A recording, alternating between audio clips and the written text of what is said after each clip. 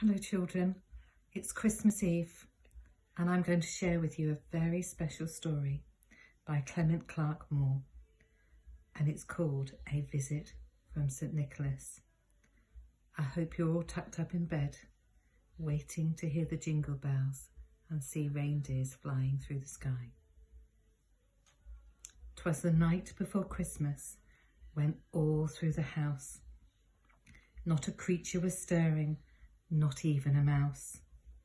The stockings were hung by the chimney with care, in the hope that St Nicholas would soon be there.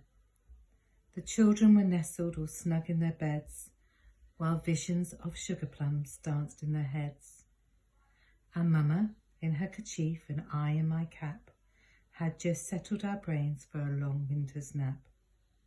When, out on the lawn, there arose such a clatter. I sprang from my bed to see what's the matter. Away to the window I flew like a flash, tore open the shutters and threw up the sash. The moon on the breast of the new fallen snow gave a lustre of midday to objects below, when what to my wandering eyes did appear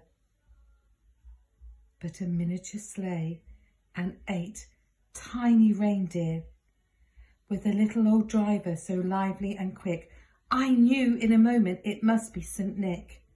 More rapid than eagles his coursers they came, and he whistled and shouted and called by their names. Now Dasher, now Dancer, now Prancer and Vixen, on Comet, on Cupid, on Donner and Blitzen. To the top of the porch, to the top of the wall, now dash away, all. As the leaves that before them the wind hurricane fly, when they meet with an obstacle, mount to the sky.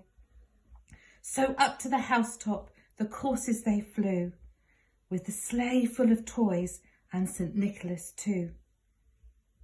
And then, in a twinkling, I heard on the roof the prancing and pawing of each little hoof.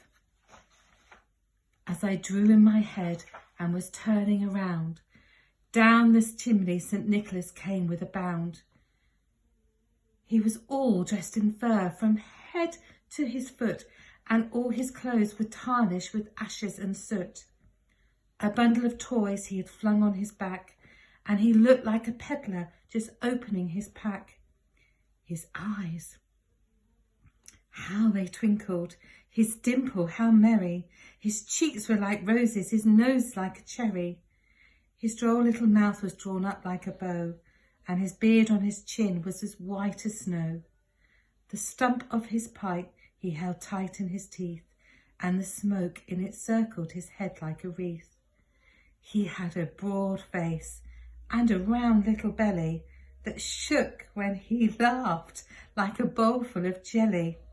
He was chubby and plump, a right jolly old elf, and I laughed when I saw him in spite of myself. A wink of his eye and a twist of his head soon gave me to know I had nothing to dread. He spoke not a word, but went straight to his work, and filled all the stockings, then turned with a jerk, and laying his finger on the side of his nose, and giving a nod up the chimney he rose. He sprang to his sleigh, to his team gave a whistle, and away they all flew like the down of a thistle. But I heard him exclaim as he drove out of sight, "Happy Christmas to all, and to all a good night." Merry Christmas, everyone.